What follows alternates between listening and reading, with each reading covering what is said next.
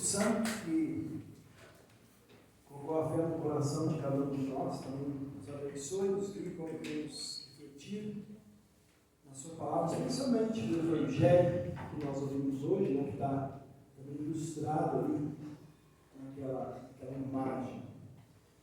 Meus irmãos, nós hoje conhecemos Jesus como o amigo dos pecadores.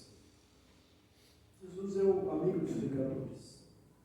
Por isso, o fato de Jesus se relacionar, e muitas vezes até sentar numa mesa para comer com cobradores de impostos, com pecadores lá no seu tempo, para nós não causa nenhuma surpresa.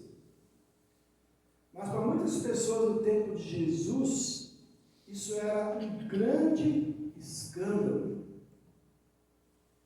No nosso texto, Jesus havia curado um paralítico, e aí, saindo daquele lugar onde ele tinha feito a cura, ele passa por uma coletoria de impostos, né? Um lugar, um escritório, um posto de cobrança de impostos. Talvez até era numa fronteira, onde passavam as caravanas, né, de mercadores, e eles tinham então que pagar um imposto pelas mercadorias. Né? Você vê que esse negócio de pagar imposto não é novidade, né? O comerciante passava lá, só passava se pagasse as taxas e os impostos. Aí Jesus vê e chama um cobrador de impostos chamado Mateus, também conhecido como Levi. E simplesmente Jesus disse: siga-me. E Mateus, sem perguntar por quê, sem perguntar para onde a gente vai, o que nós vamos fazer, Mateus simplesmente se levantou e foi com Jesus. E aqui em Mateus não tem os detalhes, mas em outro evangelho sim. O que Mateus fez logo em seguida? Convidou Jesus para ir na sua casa e ofereceu um banquete para o mestre, para os seus discípulos e mais. Convidou muitas pessoas consideradas, especialmente pelos religiosos da época, como pecadores. Convidou toda essa turma para jantar lá, ou almoçar, enfim, comer com Jesus e os seus discípulos.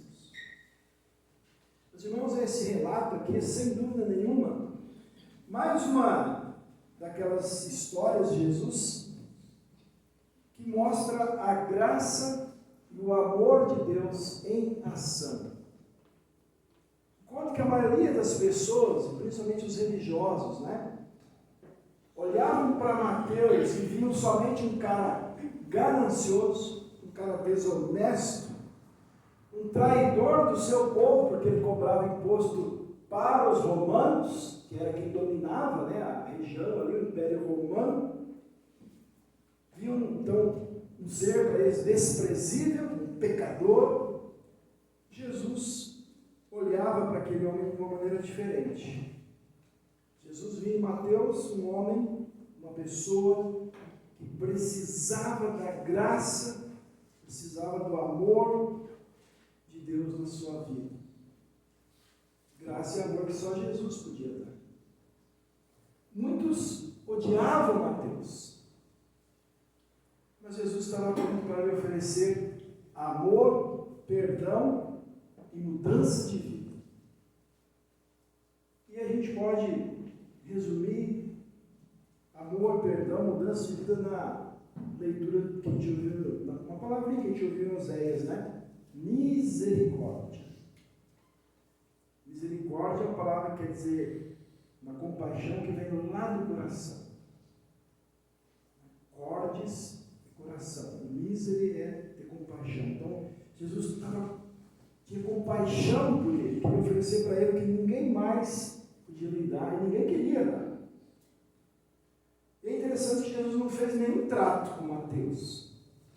Ele não disse assim: olha, Mateus, é o seguinte, se você deixar de ser uma pessoa tão ruim como você é, porque qual era questão, né? Hoje tem mais fiscalização, mas ainda acontece. Mas o que acontecia? A maioria dos cobradores de impostos, se o imposto era 10, o cara cobrava 12 ou 15, embolsava o resto, né? Dava os 10 para o governo e embolsava o resto. Então, Jesus podia ter falado, olha, você parar de ser tão enganador, né? Deixar essa vida, aí você pode ser meu seguidor. Não. Jesus simplesmente o busca com um chamado bem curto, mas cheio de graça e misericórdia. Ele diz, siga-me. E assim é, meus irmãos, a graça de Deus. Ela não tem nada a ver com a nossa lógica, com o que a gente pensa. Ela é inesperada. E ela é poderosa para salvar os pecadores. Então a gente pode dizer o que eu coloquei ali. Quando Jesus chama, as coisas mudam.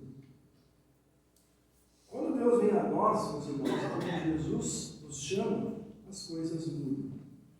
A graça de Deus, quando ela atinge uma pessoa, ela mexe com a pessoa. E ela muda as pessoas. E ela chama a gente uma vida que aos olhos do mundo pode ser loucura. Tentem imaginar vocês, os colegas de trabalho, Mateus, o que eles pensaram dele? Vendo ele deixar um trabalho tão lucrativo, né, com segurança financeira, para seguir um mestre que não sabiam nem para onde ia, nem o que iam fazer, nem qual seria o fim dessa história. Eles devem ter pensado, se Mateus é muito louco e é muito trouxa. Mas é assim, quando Jesus chama, as coisas mudam. E ele chama vocês, ele chama eu, chama nós através da palavra. Ele não só chamou, ele ainda chama a gente através do nosso batismo. Ele diz, sigam-me. E ele recebe a gente como a gente é. Ele não diz primeiro, olha, se você está sendo corrupto lá no seu trabalho, deixe disso. Se você está sendo assim, não, siga-me, né? E ele nos perdoa graciosamente. Ele nos faz membros da sua família, do seu reino. E não só isso, ele promete e diz, eu estou com vocês todos os dias, até o fim do mundo. Ele promete estar com a gente todas as horas do nosso viver, da nossa existência. E assim como ele fez com Mateus e com os outros discípulos, né? Vocês lembram, por exemplo, de alguns que eram pescadores, que também deixaram lá os barcos e as redes e foram atrás de Jesus. Assim como ele fez com eles, e fez com todos os cristãos através dos séculos, até chegar a nós, ele não chama a gente só um dia, no dia do batismo, ele não chama a gente só aqui no dia do culto, né? Ele nos chama todos os dias para ser seus seguidores. Para deixar de lado as coisas que nos distraem da fé e do seu caminho, deixar de lado as coisas que nos afastam de Deus. Se nós levarmos o chamado de Deus a sério, como Mateus fez, vocês já pensaram onde nós podemos chegar? É uma reflexão importante, né? Se nós levarmos cada vez mais a sério o nosso chamado, onde é que a gente pode chegar como cristãos e como igreja? E, para deixar bem claro, sem nenhuma dúvida, estou falando aqui, como alguns ensinam, de você vai ficar rico, etc. Não, não é isso. Nenhum deles ficou rico, né? A maioria dos discípulos morreu, foi morto por pregar o Evangelho. Não deixaram nenhuma herança, nenhuma fortuna para os seus descendentes, né? Mas vejam onde eles chegaram porque seguiram Jesus. A gente pode dizer, eles chegaram até hoje, 10 de junho de 2023, porque por causa do que eles fizeram lá, 12 homens simples, a misericórdia de Deus chegou até nós. Então, meus irmãos, quando Jesus chama, as coisas mudam. Jesus não chamou Mateus e depois os outros, né? Só para fazer número, só para ser mais um convertido, só para ter mais alguém sentado no banco da igreja, né? Ele, os outros discípulos, e depois todos os demais que creram, eles foram chamados para uma tarefa. De fato, logo eles passaram a anunciar o reino de Deus, eles passaram a falar e agir em nome de Jesus. Eles tiveram, né, vamos dizer, um curso, né, um treinamento com Jesus aí de 3 anos e meio. E aí, quando Jesus subiu ao céu, ele disse: agora vocês vão, batizem, ensinem o que eu ensinei para vocês. E eles fizeram isso. Então, assim é hoje ainda, meus irmãos. Deus não nos chama para uma igreja, seja aqui em Sorocaba, ou, por exemplo, o Jairo mora lá em Campinas, né? Não chama a gente para uma igreja para que a gente esteja confortável e a gente fique sempre vendo o que a igreja pode fazer por mim. O que Deus pode me dar mais ainda? O que o pastor, os irmãos, enfim, podem dar para mim? O que mais que eu posso receber? Ele não chama a gente para isso. Ele chama a gente para a gente lutar contra o nosso egoísmo, contra a nossa falta de interesse por aqueles que ainda não creem, por aqueles que ainda não têm a salvação de Jesus. Porque Ele quer que a mudança que existe na nossa vida chegue na vida de outras pessoas também. Então, em outras palavras, né, Ele chama vocês e eu a deixar de pensar no que eu posso receber, no que eu posso conseguir sendo membro do reino de Deus, e passar a pensar: o que eu posso colaborar? O que eu tenho para repartir? Como é que eu posso distribuir para outras pessoas as bênçãos que eu recebo na família de Deus, no reino de Deus, na igreja, especialmente a bênção da misericórdia, do perdão de Deus? Tem uma frase que resume isso: ser cristão é passar do receber ao dar.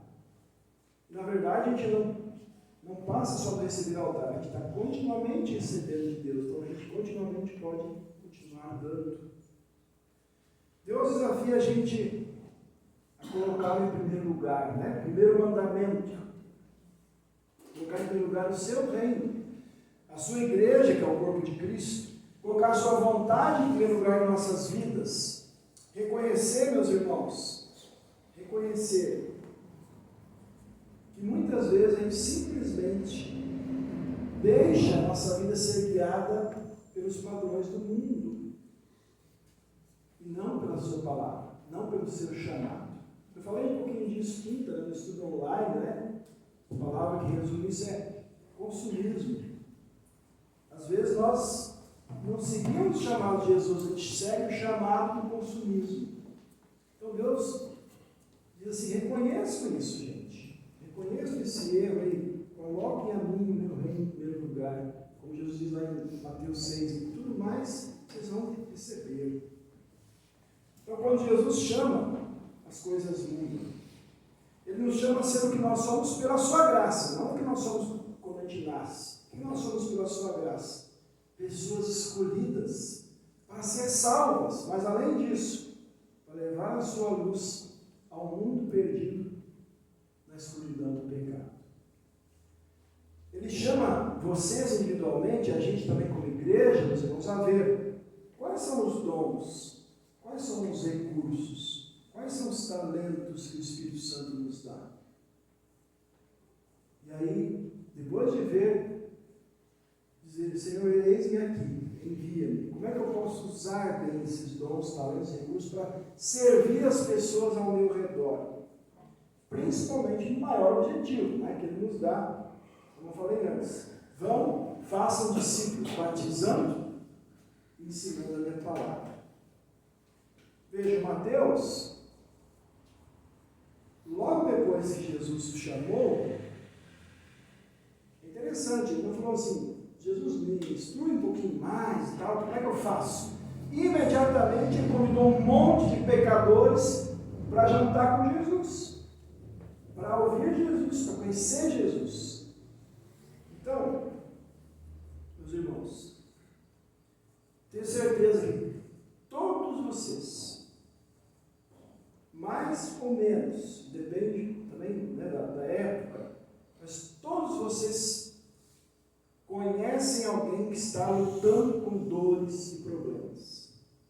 Talvez na própria família de vocês. Todos vocês devem conhecer pessoas que estão sem rumo na vida, cansadas, doentes do corpo, doentes na alma. E vocês podem ajudá-las, vocês podem mostrar para elas que nós temos algo muito valioso para oferecer para elas, e que é de graça, que é a verdadeira esperança para o presente e para o futuro, o perdão, a vida nova e eterna em Jesus, a mudança que vale a pena. Nós temos isso para oferecer para as pessoas. Quando Jesus chama, as coisas mudam. Ele mudou a gente, né? E Ele continua nos mudando de pecadores aflitos, cansados, pecadores egoístas, em pecadores perdoados, aliviados, generosos. Para a gente fazer diferença na vida das pessoas. Aquelas pessoas que a gente encontra no dia a dia. Para que elas vejam em nós a luz do Evangelho, a luz de Jesus. Que pode ter um efeito poderoso na vida delas também. Pode varrer na vida delas as trevas que levam à condenação. E elas vão ser mudadas para sempre também, como Ele fez com a gente. Por que nós estamos aqui hoje? Porque Jesus nos chamou, nossa vida mudou. Senão a gente não estaria aqui. A nossa tentação, porque a gente ainda é pecador, é não ouvir o chamado de Jesus. Por quê? O chamado de Jesus, como eu falei antes, não implica só vir aqui, sentar no banco, ouvir, cantar, tomar Santa Ceia. É muito mais do que isso, né? Envolve mudanças de comportamento, de atitudes, de vida, renovação. Envolve a gente sair do comodismo, envolve cada um de nós assumir a sua responsabilidade no corpo de Cristo, no reino de Deus, como filhos de Deus, também no dia a dia, né? O chamado de Jesus desafia a gente a não mais ser orientado pelo mundo, pelas opiniões que a gente vê na internet, por aí, mas deixar o seu Espírito Santo moldar a gente, nos transformar cada dia. Nos levar então a encarar com coragem e com perseverança a missão, as tarefas que Deus dá para cada um de nós, como sua igreja, no corpo de Cristo. E essa modelagem, essa transformação é importante a gente lembrar, meus irmãos, não é uma vez. Deus vai nos renovando, nos modelando, nos transformando dia após dia, até o último dia. E não quer dizer que sempre a gente vai ser um cristão cada vez melhor. É o nosso objetivo. Mas às vezes, né, a gente volta a ser um cristão bem miserável, porque às vezes a gente erra feio. Mas o bonito, né, que Jesus diz, você está perdoado, vai, não peque mais, e vai nos transformando de novo. Ele sempre está disposto a nos receber de volta, né? Se a gente cai nessa tentação de não ouvir o chamado de Jesus, Ele sempre está com a mão estendida para nós. Quando Jesus chama, as coisas mudam. Veja, Mateus talvez até já tinha ouvido falar de Jesus, né? Jesus estava ficando muito famoso pelas curas, pelos sermões, pelo seu ensino. Mas quando ele foi chamado, Mateus não tinha ideia de onde esse chamado levaria, nem de como seria difícil ser discípulo de Jesus. Ele não sabia disso. Mas ele e seus companheiros tinham uma certeza, tinham uma confiança de que a graça de Deus nunca os deixaria sozinhos e que Jesus sempre estaria com eles. Eles sabiam que em tudo que Jesus pedisse para eles fazerem, né? E na missão que eles recebessem, Deus, Jesus, o Espírito Santo, sempre dariam para eles também a orientação que eles precisassem, o apoio que eles precisassem, os recursos que eles precisassem e a força para eles fazerem o que Deus queria. Porque eles tinham essa promessa para nós também, né? Eis que eu estou com vocês todos os dias, até o fim dos tempos. Então, quando Jesus chama, meus irmãos, as coisas mudam. Esse chamado, ele pode ser na minha vida, na vida de cada um de vocês, muitas vezes difícil, desafiador. Muitas coisas que a gente faz como igreja dependem, por exemplo, não só da participação de todos, mas dependem das ofertas de todos, né? Recursos financeiros, né? Um exemplo bem prático. E às vezes a gente, né, como diretoria da congregação, a gente está ali naquele debate, né? Puxa, precisamos fazer isso, poderíamos melhorar aquilo, mas faltam os recursos. Não falta, não. Porque se Deus prometeu estar com a gente, diz que Ele quer que a gente seja a sua igreja que vai levar Cristo para todos, Ele vai dar os recursos. Esses recursos estão, né, nos nossos bolsos, nas nossas contas bancárias. Eles estão lá. Né? Aliás, né, só para terminar esse exemplo, enquanto nós aqui não conseguimos todo o recurso que a gente precisa, Deus usa outros irmãos para nos suprir. Todo mês a gente recebe, né, uma ajuda, um dinheiro de irmãos de todo o nosso distrito. Deus supre. Ele disse: vocês vão mudar, eu quero que vocês façam isso, e eu vou dar o que vocês precisam para isso. Mas Ele quer usar a gente, né? Não vai cair do céu. Então, meus irmãos, quando Jesus chama, as coisas mudam. A gente pode ser visto, talvez vocês já foram vistos assim, como trouxas, como gente estúpida por outras pessoas. Certamente foi o que aconteceu com o Mateus, né? Eu falei antes, esse cara é um trouxa. Vai seguir um cara aí que nem conhece direito, vai perder toda essa fonte de renda, que é a vida boa que ele tem. Muita gente talvez não diga isso para nós, mas talvez pense, que pessoal mais trouxa, né? Gasta o seu sábado, seu domingo para ir lá na igreja, dá dinheiro lá para... É uma ideia que eu tenho, dá dinheiro lá para o pastor que vai enriquecer, né? E etc, etc, né? Só que a mudança que foi feita na nossa vida, meus irmãos, ela nos dá a certeza de que seguir Jesus é estar no caminho certo. É conhecer a verdade que salva. É ter a vida verdadeira. Vocês lembram quem disse isso? Jesus. Eu sou o caminho. Eu sou a verdade. Eu sou a vida. Então, quando Jesus muda a gente, as coisas da nossa vida mudam. Porque a gente está no caminho certo. A gente conhece a verdade que salva. A gente tem a vida verdadeira. Que vai muito além desta vida. Falando um pouquinho ontem aqui também sobre isso, né? No encontro de casais. Então, meus irmãos, eu quero deixar para vocês refletirem sobre isso. Né? Quando Deus chama, as coisas mudam. Tudo muda na nossa vida. Se tem coisas que ainda não mudaram, vamos pedir a força de Deus. Vamos buscar a palavra, o sacramento, pedir que o Espírito Santo nos ajude a mudar o que ainda não foi mudado. Porque Deus quer, também através de nossas vidas, conhecer e ter na vida de outras pessoas essa mudança que salva, que dá a vida eterna. Hoje, como é que Jesus faz aquilo ali? Ele não está aqui pessoalmente. Como é que ele chama os pecadores para segui-lo e ter, né, o caminho, a verdade e a vida? Ele usa a gente. Hoje a gente vai dizer: vem comigo, vem conhecer Jesus, venha segui-lo. Porque ele vai mudar a tua vida.